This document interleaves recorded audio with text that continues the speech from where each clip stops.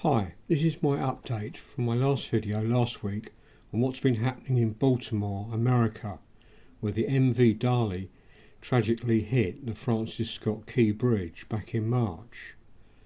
The Dali container ship is now back in the port, and as we saw last time, the Weeks 553 floating crane is being used to clear away the bridge debris from the bow.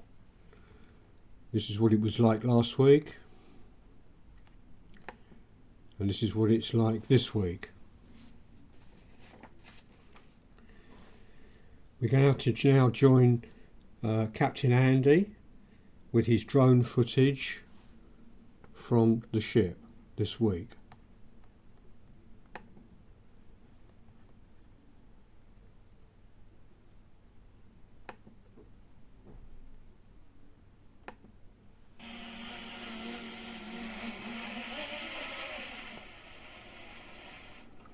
Gets angry. All right, here is some more added bonus 4K video from the drone out at the site today, and we're going to watch some bags get swung over. Those super sacks filled up with that debris. And I'm going to tell you guys right now, you guys that have stuck with this video up to this point, if you've been here, you're going to stay. I got a special treat for you guys at the end. When we rode by the site, coming up to the Dali, we did not see the Chesapeake 1000 there. It was one of the Don John cranes was there, and they had a couple others that was kind of working. We got some pictures of that. When we came back by, the Chesapeake was back in a position, and they were hooking up the straps, and we think they got a big piece of the bridge hooked up and either ready to pick or they picked it today. We had to get back in. It was not the best of conditions for us. A little windy out on the harbor today for sure. So into this video, you guys check that out. I think you might. So that was his review of what was going on at the ship. So now we're going to take a look at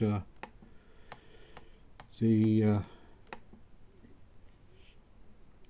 big crane, the Chesapeake here, moving the truss part from the river back into the port.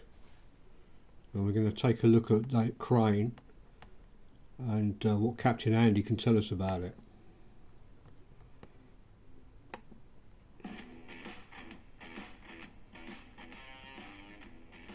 Okay guys, we're going to start off today with this image of the Chesapeake 1000 being pushed by the Douglas J, and the first thing we saw was, oh my gosh, is the Chesapeake sinking? Well, no, it is not. The reason the Chesapeake 1000 is down so far in the stern is because she's flooded for ballast. There is that much water that is pumped in the ballast tanks on the barge to deal with the amount of weight that they're picking up off the Francis Scott Key Bridge debris. It kind of gives you an idea of what kind of weight they're dealing with out on the site. Now, a few little bits about the Chesapeake 1000. Yeah, her lifting capacity is 1,000 short tons. The boom on it is 230 feet long. The entire barge is 191 feet long. It's 101 feet wide with a depth of 20 feet. The draft of which I found was very interesting, when it's light and it's being towed, is only 8 feet. But this vessel was part of Howard Hughes's adventure with the CIA to recover a Russian submarine. It was part of the Global Explorer process of where they built that oil rig, and that unit was designed to recover a nuclear submarine, and this was one of the support vessels that was constructed at the same time for that purpose. and it's been acquired by Don John Marine, and now we see it out in Baltimore Harbor as part of the mission to open that port back up from the channel where the Dali struck the Francis Scott Key Bridge. Thank you, Andy. So if you'd like to join his team on the Minorcan Mullet YouTube channel, I'll leave a link down below that you can see that. So now we move on. We're going to see what action has been happening with this truss piece and how they've managed to move it. So we're now going to jeffostroff's channel, and he's done a review including some of Captain Andy's material as well. Here we go. The largest remaining truss section from the Francis Scott Key Bridge collapse was finally moved out of the water today. That was blocking this 700-foot wide channel. Here's where the Dali was parked over here by the old busted up bridge pier, the pier support. But here you can see the Chesapeake 1000 crane has gotten chains on it. They've got it all rigged up and ready to go. And this incredible drone footage was shot by Captain Andy over at the Minorcan Mullet channel, which I'll put a link to down below for you. If you guys haven't subscribed to his channel yet, you should, as he does a lot of good live streams from the site here.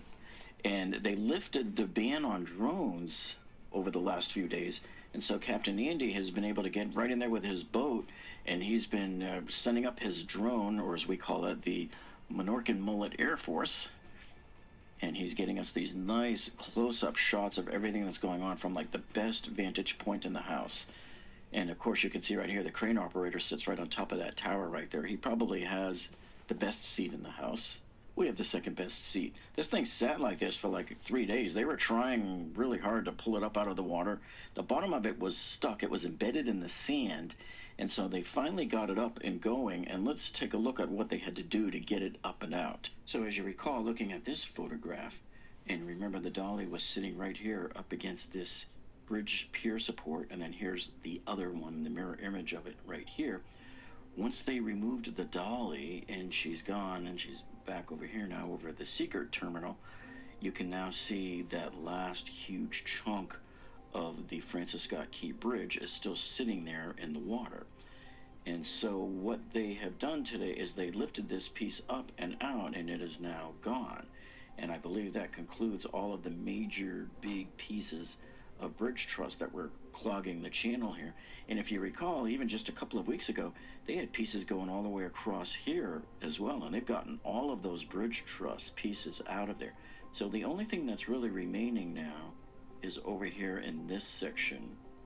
You can still see the little stubs of bridge truss sticking up out of the water. And you can see over here there's still a barge with a smaller crane here, and they'll probably bring some of the claws back over here and start chomping up at those and lifting those up out of the water piece by piece. But you can see this big truss right here was blocking the 700-foot wide channel. So that's why right now we're sort of limping along. We only have a 400-foot wide channel there. So that's really interesting. We're going to move forward now to see how they actually move that bit. Turning it around a little bit and getting ready to head over to Sparrow's Point with it. So then the Chesapeake 1000 barge crane begins its journey from the collapsed site of the Francis Scott Key Bridge, and they travel about 2.5 miles or so over to Sparrow's Point at the Trade Point Atlantic site, and that's where it's recycled and torn down and taken away. Now we get a lot of questions from people. So that was it moving away, and now we're just going to have a quick look at seeing where it ended up. Let's take a look at what happens next once they get this stopped into place. So no sooner than Chessie set her down there, you see all of these guys coming up here on the cherry pickers. I see at least 3 of them going now. And these cutters didn't waste any time at all. They immediately started cutting with their torches. Right there you can see him going at it. And these guys over here are working on this side here. They're going to be slicing it right across here, and then Jesse's going to be hanging on to this upper part here and move it and get it out of the way. So now the equipment on the ground can come in and dismantle the rest of the bottom part of this truss. Many hands make light work. They'll probably slice through this in less than an hour. So now here we are almost 3 hours later, and look, there it is. It's breaking apart right there. These guys made those cuts perfectly. Sliced them right off, and Jesse's just pulling the top part off, just like I predicted. That was a very smooth operation there. I didn't even really see it buckle much. It just pulled right off and separated. Now here you can see they're starting to swivel the piece out of the way, this upper piece of the Francis Scott Key Bridge truss. And if you look closely here at the Chesapeake 1000 crane, this is not the same as the Weeks crane. Remember, the Weeks crane is on a turntable, so it can swivel. The Chessie 1000 here is not on a swivel. The tugboats are actually rotating the barge right now out of the way. So that's the difference between this crane and the big Weeks 533 crane that we saw over at the Dali, which is currently removing all of the bridge debris off of the bow of the Dali. So then starting at about 3 o'clock or so, they start rotating the upper truss piece around. And this process is going to take them about 10 minutes total. Now I've sped it up here, so as you can see, it's at about 12x the speed. So even at 12x the speed, it's looking kind of slow. But remember, you have these tugboats that have to maneuver that barge around in a circle, acting like a big turntable like I just showed you on that Weeks crane. And I like that sailboat coming through the picture too. That was pretty cool. So they're going to move it down there and just set it down right next to it. And they're going to get busy working on both of these, and pretty much I would think by the end of tomorrow they'll have them both cut down if they're going to. Well, that was really good, Jeff. I love that compilation of the videos there. So if you please like and subscribe to my channel if you like the content here, or the Minorcan Mullet, or jeffostroff.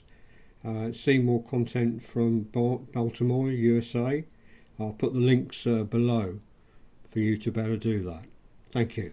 See you next time.